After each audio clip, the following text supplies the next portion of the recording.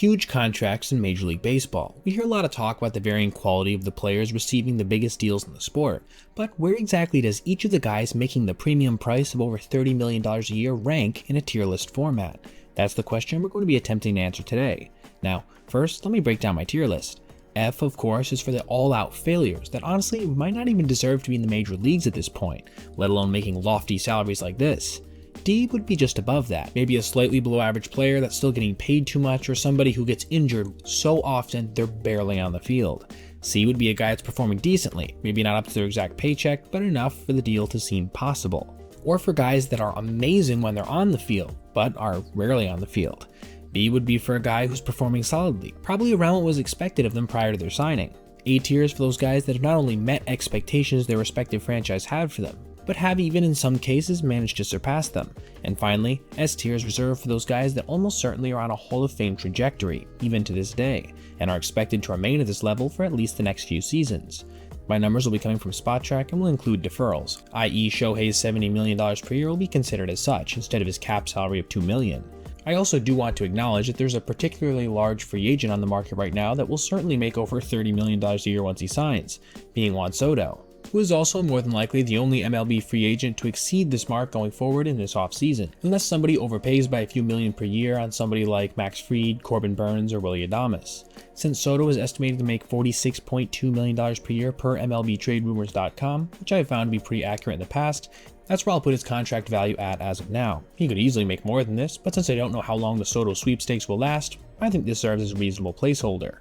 So with that being explained, let's work our way from the bottom up, starting with our first $30 million man in Mookie Betts, who's making an average of $30.4 million over the course of his 12-year contract. Since he's joined LA via trade and then signed that massive extension, he's been nothing short of a perennial MVP contender, performing consistently at a Hall of Fame level, throwing up an over 900 OPS in nearly 600 games in Los Angeles with an average of over 5 WAR per season, despite missing a decent portion of a number of years due to a COVID-shortened season and a couple injuries. This has also come with a 145 OPS plus, over 30 home runs a season, as well as providing flexibility you don't normally see from other superstars in terms of positional versatility.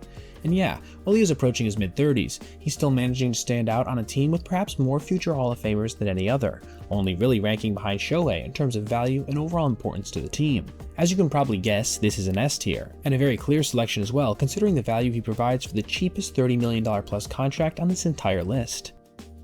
Rafael Devers is up next with his average salary of $31.4 million in the form of a 10-year, $314 million contract.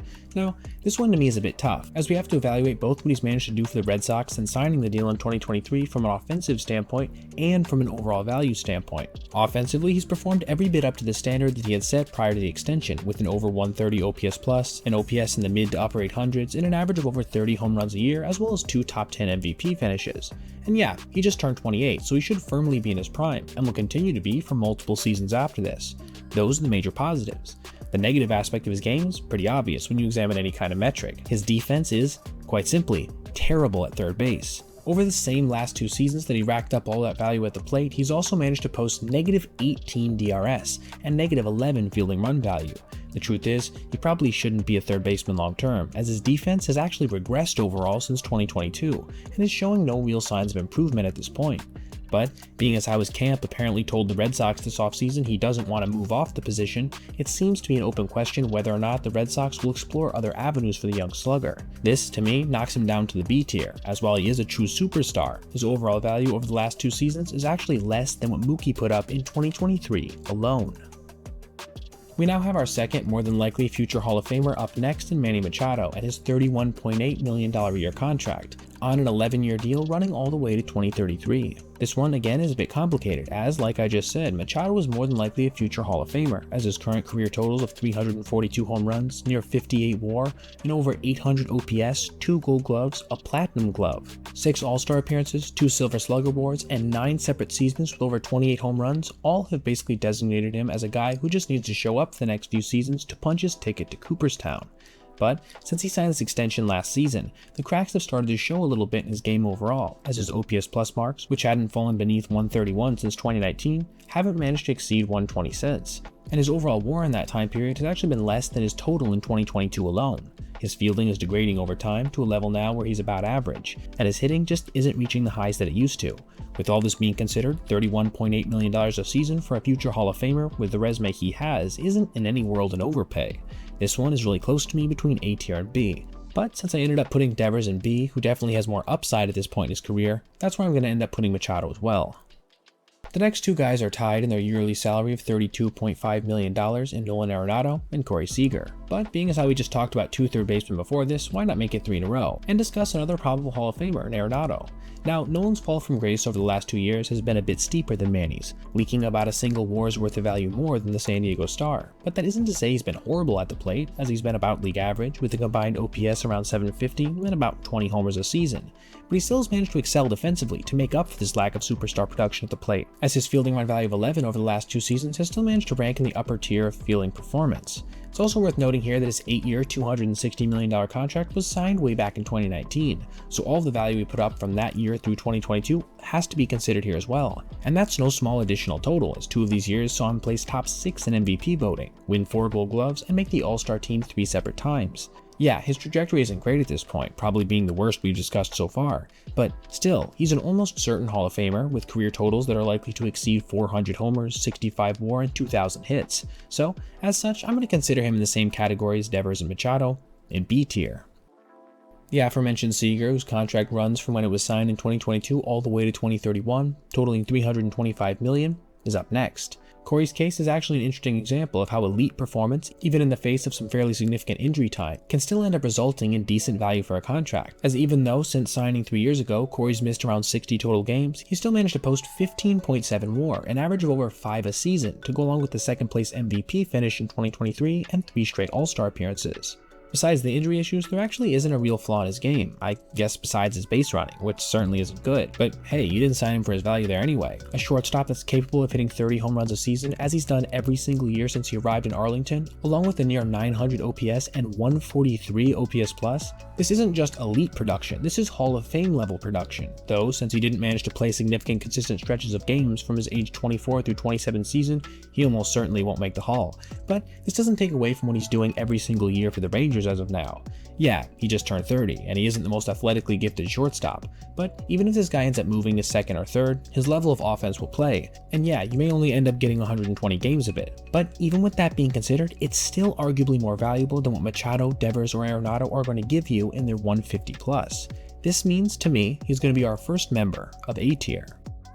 We now have perhaps the most symmetric contract in all of baseball currently, with Carlos Correa making $33.333 million a year over the course of his 6-year, $200 million deal that he signed in 2023. It's certainly been an uneven road for Correa since, as he went from his worst full season in the first year of the deal with just 1.4 WAR through 135 games and career worst numbers offensively across the board, to arguably one of his best campaigns on a rate basis in only about half a season's worth of contests in 2024. This included an OPS over 900 and an OPS plus over 150, an All-Star appearance, and his highest home run rate since 2021, along with his usual standout defense.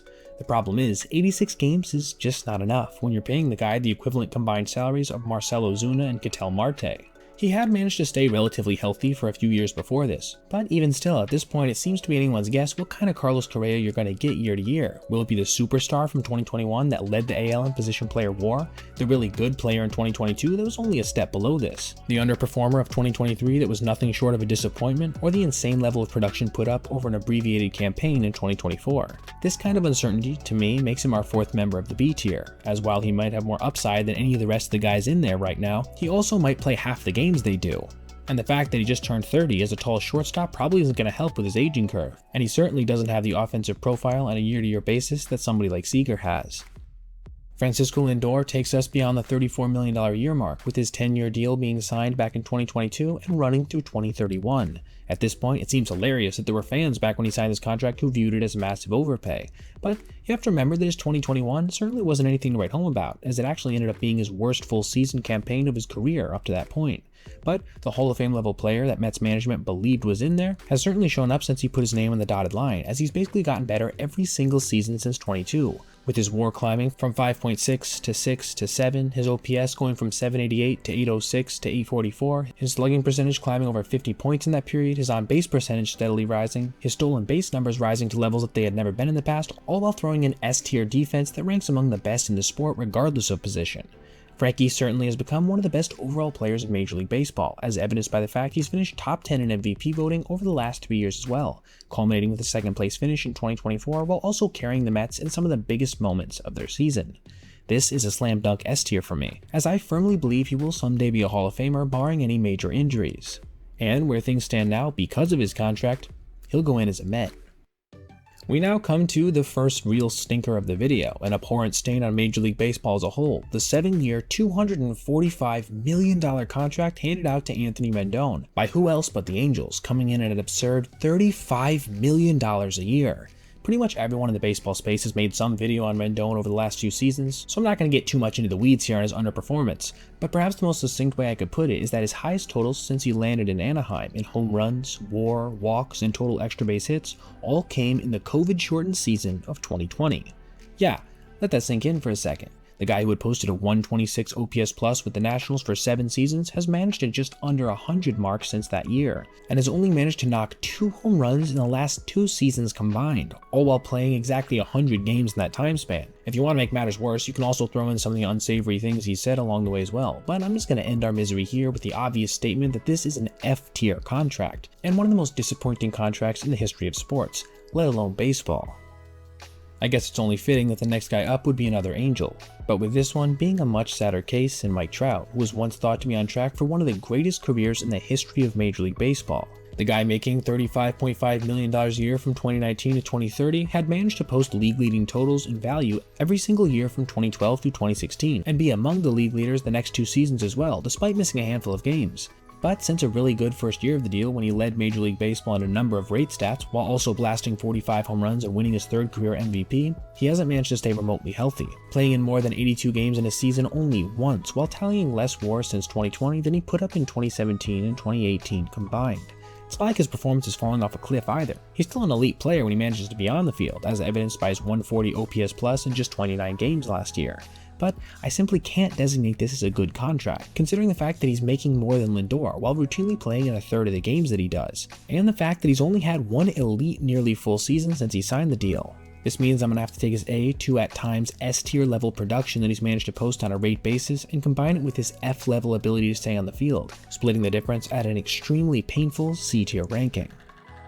Remarkably, we have our first pitcher of the list now in Gerrit Cole, who signed a 9-year, $324 million contract back in 2020, paying him on average exactly $36 million a year. Since he's arrived in New York, Cole has been nothing short of a true ace, finishing top 10 in Cy Young voting every single year besides his partial campaign in 2024, while throwing up a 1.34 ERA+, 3.12 ERA, and a strikeout rate of nearly 11. He was even arguably the best pitcher in all of baseball in 2023 when he led the league in total WAR, ERA, innings pitched, shutouts, ERA+, WHIP, and hits per 9. At this point, it seems like he's on a pretty solid Hall of Fame trajectory considering the shifting landscape for what a Hall of Fame pitcher is going to have to accomplish in terms of counting stats. And that, combined with the fact that starting pitching cost is only going up as the years go on, lands this in S tier for me, even if it certainly is overall a little weaker than the deals signed by both Betts and Lindor.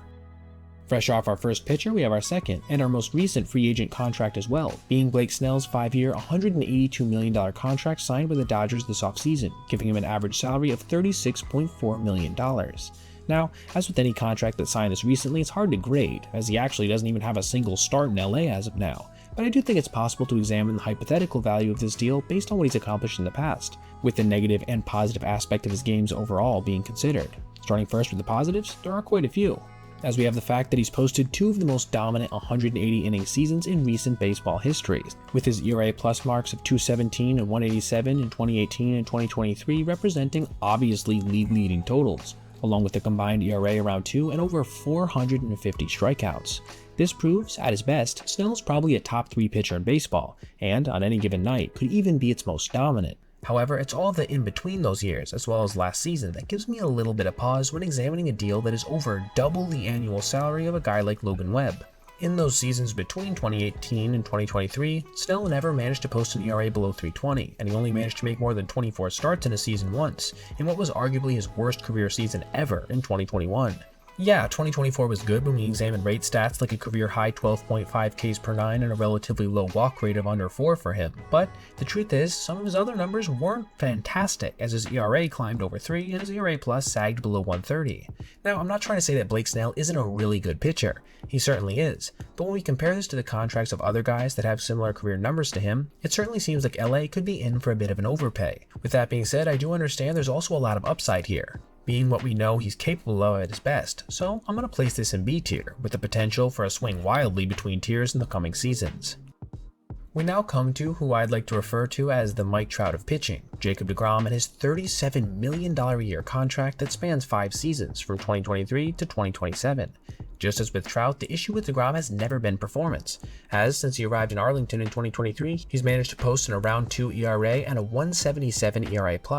The problem is, this has come in just 41 total innings pitched, including missing all of the Rangers' 2023 World Series run, and making just 3 starts last season towards the end of the year. Now, there is one big difference here between Mike and Jacob though. When Anaheim signed their superstar outfielder to the big deal they did back in 2019, he had managed to stay mostly healthy in every single season before that besides 2017, and even since has still managed to take nearly 1,300 at-bats, albeit in fractured portions of seasons. The Mets' former ace, however, in the 3 seasons leading up to his free agency, had only managed to pitch a combined total of around 220 innings, though I will acknowledge that 2020 was also COVID-shortened. This means the Rangers knew they were getting a guy in his mid-30s who hadn't managed to stay healthy for years, and still signed him to one of the highest contracts in Major League Baseball today in terms of AAV. If he can somehow manage to throw 150 innings plus every year from 2025 through 2027, maybe this contract will look a bit better by its end. But being as how that seems extremely unlikely, and he still is making $2 million a year more than Trout, I'm going to have to give him a slightly worse designation here, as our first member of the D tier. Aaron Judge brings us into our top 3 of actual contracts with his $40 million a year salary spread out over the course of 9 years, starting in 2024. In my opinion, Judge has not only been one of the best New York Yankees in their hallowed history, but one of the best hitters in Major League Baseball overall, as his career OPS of over 1,000 in nearly 1,000 career games, insane 173 OPS plus, and over 51 home runs per 162 games, all have him on a Hall of Fame level trajectory, despite the fact that he didn't even end up taking regular at-bats in the major leagues until his 2017 season, when he was 25 years old, and has dealt with some major injury issues along the way up until about 2021. Are there still concerns over those injuries going forward? Sure, to some degree, as anybody who's 6'7" and playing the outfield will always concern you on this front. But besides a turf toe injury that certainly seemed to be a freak accident in 2023, Judge has managed to play essentially full seasons every year since that aforementioned 2021. 2024 was even his best season overall, with a 10.8 WAR, 58 home runs, a 1,159 OPS, and a career-high 322 batting average. Yeah, this guy was in contention for the Triple Crown in the same year he hit nearly 60 home runs. The postseason stuff was horrible, don't get me wrong, but that certainly doesn't mitigate his value to the point where he would be anything less than an S tier, as one of the true faces of Major League Baseball for at least the foreseeable future. At number 2, we have Zach Wheeler of the Phillies, who is making $42 million a year for 3 seasons from 2025 through 2027. Since Wheeler has arrived in Philadelphia in 2020, he's actually been in a somewhat under-the-radar fashion among the best pitchers in Major League Baseball, routinely finishing top 10 in Cy Young voting while even managing to place top 20 in MVP voting twice. This includes a career Philly ERA of just under 2 and an ERA plus of 142. 2024 was perhaps the best season of all of them, as his 200 innings pitched of 2.57 ERA baseball was complemented by 224 strikeouts, and a league-leading 0.96 whip and 6.3 hits per 9. If you want any more fuel to the fire that this is a good signing, look no further than his postseason numbers, as in just under 70 innings pitched, he's managed an ERA of just over 2, with 77 strikeouts and a whip of 0.73. Yeah, I know it seems like a lot of money, especially for a guy who's going to be 35 years old come opening day, but the fact remains, this is a top 5 starting pitcher in all of Major League Baseball, arguably top 3, and he's managed to stay mostly healthy every single season since 2018. This, combined with the fact that it's not even that long of a deal, which mitigates its potential downside, has to place this in the S tier for me, as while Wheeler almost certainly won't be a Hall of Famer someday, he has been pitching like one since he arrived in Philadelphia. We now come to the unofficial segment of this video, where I'm going to talk about the estimated contract that will more than likely be signed by Juan Soto in the next 2 months. Now, MLB Trade Rumors predicts his salary to be somewhere in the neighborhood of $46 million over the course of roughly 13 years. Now, I personally think it's going to be more than that in terms of years and average annual value, but I think we can agree that $46 million a year, or roughly around that, is probably the minimum, so we're just going to pin it at that number. What exactly has he done to earn this? Well, how about accomplishing more before the age of 26 than most players will in their entire career, putting up incredible totals of 201 home runs, 36.4 WAR, 5 top 10 MVP finishes, and never having a single year with an under 400 OBP, including his first year, when he was just 19 years old. Crazy enough, he's coming off of what was probably his best full season ever in 2024, when he set career highs in home runs at 41, OPS plus at 178, and WAR at 7.9. The sky's the limit for somebody who could reasonably someday join the 600 home run club, combined with the on-base skills of a prime Joey Votto. Yeah, defensively he's pretty terrible and he's not going to be a good base runner, but with that kind of past and potential future production at the plate, it's pretty clear that whatever deal he ends up signing will firmly slot into the S-tier category until proven otherwise. Again, I want to repeat, this guy's going to be under 27 years old when he makes his debut for whatever team signs him in 2025. We round out our list with the highest paid player in Major League Baseball and one of overall the highest paid players in sports history in Shohei Ohtani and his $70 million a year contract. Yeah, that's almost double the next closest on the books as of now, being Zach Wheeler. How could a player even possibly pay back the value of a contract this size? What would they have to do on the field and off to make this a good investment for their team? Well, how about posting the first 50-50 season in the history of Major League Baseball, while also throwing up league-leading totals in home runs, RBI, on-base percentage, slugging percentage, OPS plus, and total WAR, all while playing the entire year as a DH. Combined with this magnetic draw that basically attracts a sellout everywhere he and the Dodgers play, while exposing the team to an entirely new market in Japan, I would say that it's solidly worth it. And I'm just talking about his 2024, by the way, during which he pitched exactly 0 innings, a number he will most certainly eclipse next season. This guy was the first DH-only player to win an MVP while recovering from Tommy John surgery. What will he do next? Combine a 60 home run season with a sub-3 ERA, strike out 200 batters while notching 200 hits in the same season, post an ERA plus and OPS plus north of 170? The sky truly is the limit for the Dodgers' future Hall of Famer, who will reside firmly in our S tier for what I hope to be many years to come. Alright, that was tier listing every single $30 million a year contract. Let me know if you agree with my designations in the comments below, and feel free to comment any other kinds of videos you'd like to see done in this vein, whether it be tier list ideas or just other ranking content. Now, thank you so much for watching. Please consider leaving a like and subscribing if you enjoyed, and check out this playlist for other essay content just like this. Have a great rest of your day, everyone.